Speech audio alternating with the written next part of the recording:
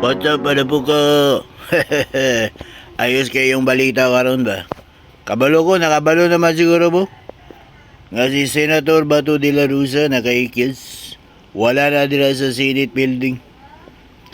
Kadlawon dyan ni nawagtang. So ayos kayo na. Sakit na kayo na sa ulo ni si Trilileng ba? Nagpanglagot kayo na kayo. Karoon sila nagreklamo. Kung magreklamo sila, mga dilawan nila, pinklawan, o ka na mga loyalists, dito sila magreklamo sa ICC. Sa ICC, mga kaya naka-report na warrant. Wala may labot ala mga Supreme Court o dalaon sa mga NBA. Kala po mga NBA, mga binahiran mo na ba? Uy, klaro kayo, nakadawat yun na silang malida. Ako na ng idea, ha? Kaya nga naman, grabe man kayo mo effort simple na pag-kidnap nila kay former President Duterte. So, sunod na po, tabi ta, i-update na po kung saan na po yung mga latest news karon. Ako din si Master Zika. Next time na po, bye-bye you.